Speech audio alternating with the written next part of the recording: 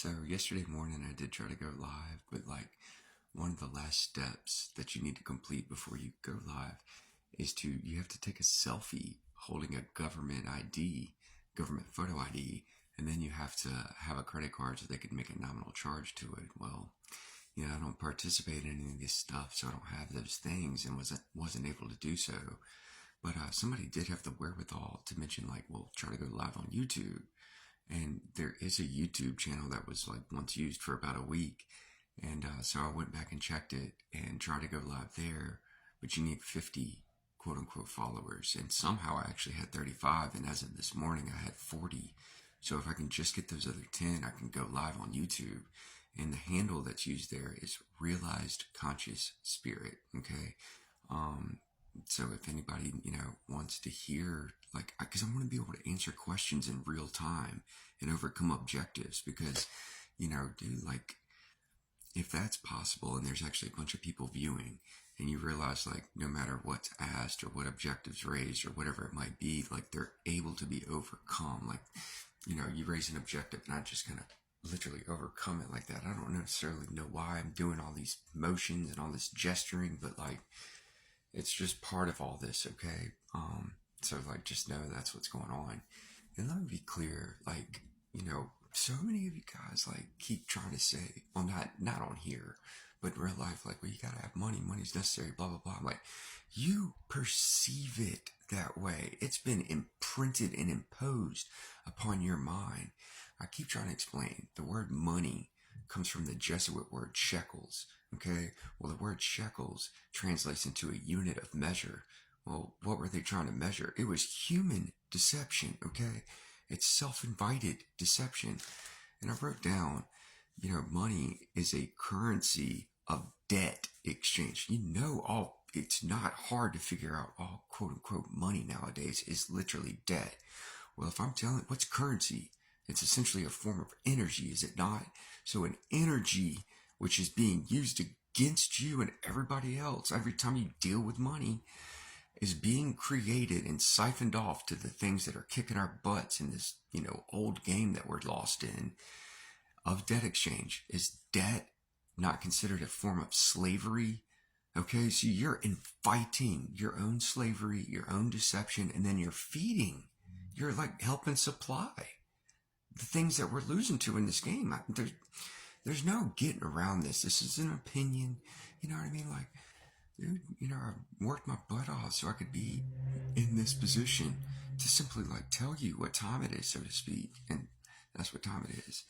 But look, once again, let's get back to this being an old game. Like, this is now, apparently all this ever was essentially a contest. And, forces and influences do work through us and act upon us. But at this point, it's so deranged and nobody has any clue what's going on or that they're participating in such. And like, having the perspective of what it is and actually going about my business, so to speak, as if it is a game. Like, this is all becoming very much different and I'm trying to keep up. But like, ever since, Friday night, basically when some stuff happened and one of the consequences of this stuff happening was like all of a sudden, well, it wasn't necessarily all of a sudden, but, where I could only know these presentations in increments, they're all just floating around in this huge field of awareness. That's what the mind, like, I haven't felt like my mind was my brain in a few years, right? It always felt like a field of awareness that was mostly centralized back here. Well, now it's just this huge thing. And like being aware of everything it's not necessarily what you think it is, man. Like, yeah, I get to know a bunch of stuff, but like, dude, it's hard, man. Not only that, it's costed.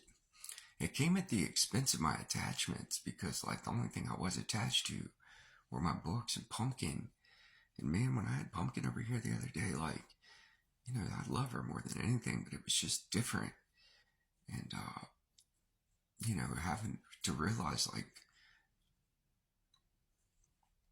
just to do this, I had to more or less sever an attachment to the thing I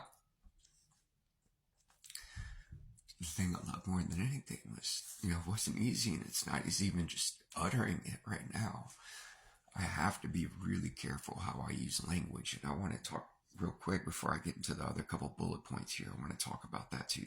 Like, you have, please, if you're interested in like actually participating in this game and working it in your favor, you have to really reconsider or redefine your relationship with language. You have to acknowledge that it is a technology and it is a form of quote unquote magic, MAGICK. It's not Harry Potter stuff, but it's very much real. You are more or less imprinting upon what you call a reality and helping bringing future realities into fruition through your utterances. Okay, like that's just how it works, man.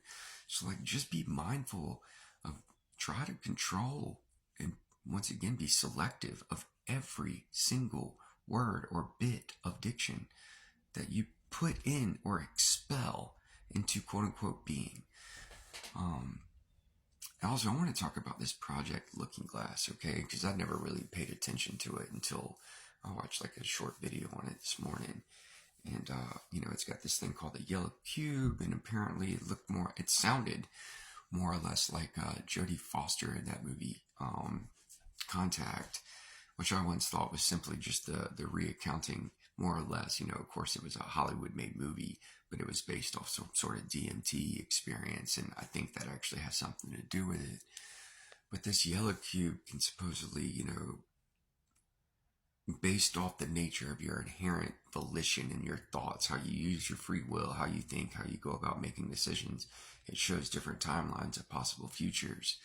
But the thing is, and this is what's most important as far as I'm concerned, or at least from what I heard, is that, these future, especially if you recall to the past, like if you were atheist, you can't recall Jesus's crucifixion or all that, any of that kind of stuff. And this isn't to say it's real. All you're doing is your subconscious is revealing it, because it talks about your bias.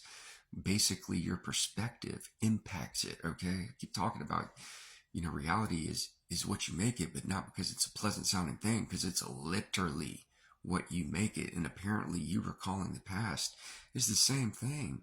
Okay, to be is to be perceived. If you can't put something into being, even if it's the past, if you don't perceive it as such. Like, I'm giving you, like, this is a game. I'm giving you, like, more or less cheat codes, okay? These aren't just instructions on how to play. These are truths that have just been removed and are now being handed over to you, so you have a better shot of playing the game well. But anyway, so if your perceptions are creating biases, which literally impact some sort of consciousness technology that would show you future or past, it's time, and I'm telling you, your perspectives have all been fixed. You need to maybe try to surrender to some of the stuff you're hearing here. Or like, even if you can't surrender to it, I keep saying, Nikola Tesla said your mind is a receiver. Well, what does that mean? It means thoughts are things. So you sit with the company of a thought, you reflect upon it, and then you receive what comes back to you as an insight, okay? But do know those insights are only going to be relative, or they're in relation to your base of knowledge and what you believe to be true. Once again, the biases of your perception affect how much information and data you can receive back in any one insight, right? So please try to know that, like, developing your knowledge is quintessential to all this stuff. And I know you can become aware of things through videos on YouTube and TikTok and things of that nature, but how much knowledge are you really gaining? It's basically nominal or minimal, right?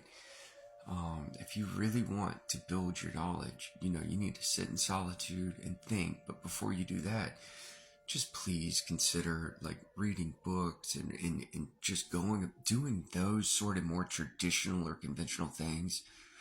I've tried every single way, and it's not what worked for me. I'm telling you, as I'm all up in the one mind, I'm telling you what will work best for you as well. And I don't mean to dictate your free will. I'm not trying to do that.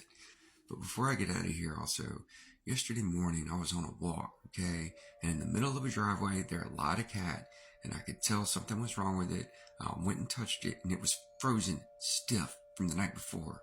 Dude, cats can get hypothermia and freeze at 40 degrees Fahrenheit. Please keep them inside at night.